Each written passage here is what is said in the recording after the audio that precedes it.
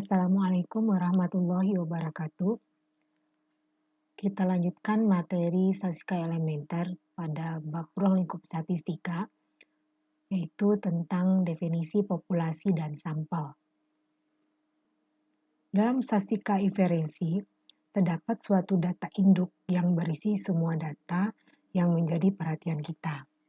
Himpunan keseluruhan data yang menjadi perhatian kita dinamakan populasi. Banyaknya pengamatan dalam suatu populasi dinamakan sebagai ukuran populasi. Populasi yang ukurannya terhingga dinamakan sebagai populasi terhingga. Sedangkan populasi yang ukurannya tidak terhingga dinamakan populasi tak terhingga.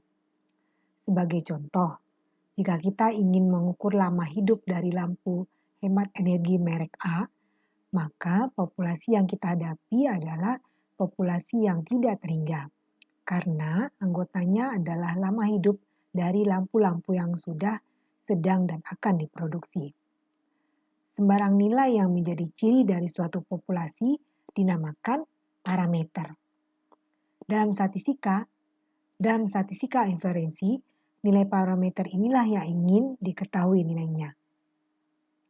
Jika ingin mengetahui nilai parameter secara pasti, maka keseluruhan anggota populasi harus diketahui. Dan hal ini hanya diperoleh melalui apa yang disebut dengan sensus. Seringkali akan sangat sulit untuk mendapatkan keseluruhan dari anggota populasi, karena begitu banyaknya anggota populasi. Juga bisa disebabkan karena biaya yang dibutuhkan juga akan banyak, waktu yang dibutuhkan juga akan lama, dan prosedur pengambilan data yang kemungkinan akan sulit.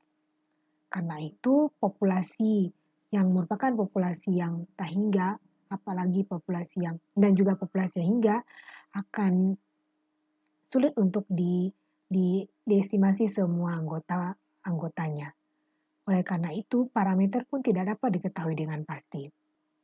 Pada kondisi yang demikian, kita terpaksa mendapatkan informasi mengenai populasi tersebut berdasarkan sebagian anggota populasi saja.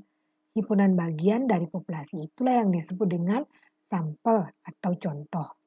Ukuran contoh menunjukkan banyaknya data pada suatu contoh. Sembarang nilai yang menjadi ciri dari contoh dinamakan statistik.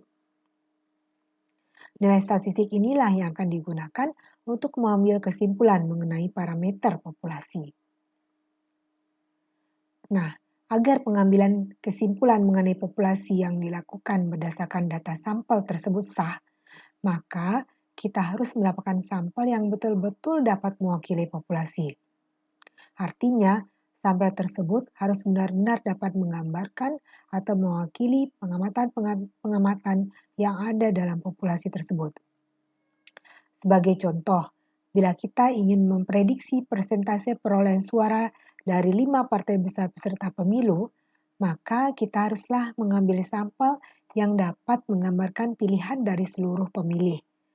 Polling yang biasa dilakukan oleh media-media, baik elektronik maupun cetak, seringkali bukan merupakan cara pengambilan sampel yang tepat, karena respondennya hanyalah orang-orang yang dapat dijangkau oleh media tersebut.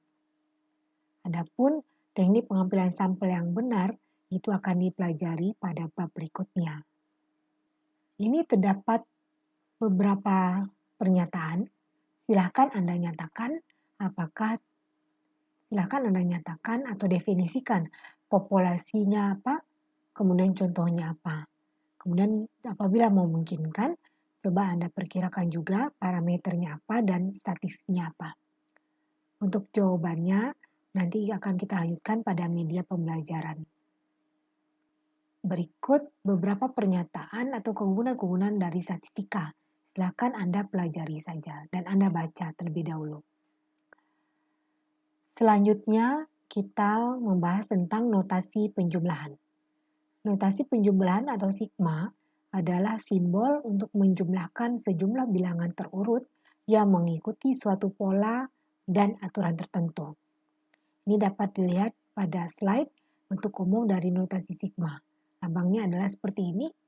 Ini namanya sigma dari UI, di mana I adalah batas bawah N adalah batas atasnya. Sedangkan I adalah data urutannya. Nah, kalau sigma UI seperti ini, kalau dijabarkan sama dengan U1 karena I-nya dimulai dari 1.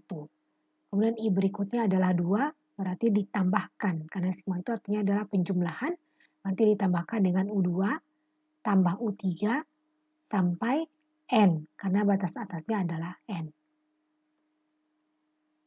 Ini beberapa contoh dari penggunaan sigma, seperti sigma dari X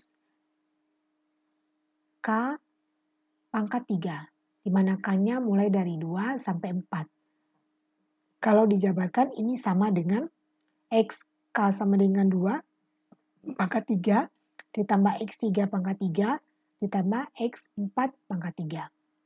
Kemudian sigma dari perkalian XI kali YI, di mana I-nya untuk X dan Y masing-masingnya dimulai dari 1 dan sampai 5. Jadi kita awali I-nya ambil 1, yaitu X1, Y1. Ditambah I berikutnya adalah 2, X2, Y2. Ditambah X3, Y3. Ditambah X4, Y4. Ditambah X5, Y5. Kemudian kalau misalnya sigma dari J kuadrat, di mana J-nya dimulai dari 1 sampai 10. Ini kalau dijabarkan sama dengan J yang pertama adalah 1. Jadi sama dengan 1 kuadrat ditambah 2 kuadrat ditambah 3 kuadrat sampai batas atasnya adalah 10 kuadrat. Kemudian selanjutnya sigma dari X IJ. I-nya dari 1 sampai 3, sementara J-nya dari 1 sampai 4. Ini artinya apa? Kita membuat penjumlahan dulu terhadap I. I-nya kita buat dulu dari 1 sampai 3, baru kemudian kita buat penjumlahan terhadap J. Karena itu kalau kita jabarkan, sigma dari J1 sampai 4, ini adalah penjabaran dari sigma XI, yaitu X I-nya 1 sampai 3, X1J, kemudian ditambah X2J, ditambah X3J, karena I cuma sampai 3.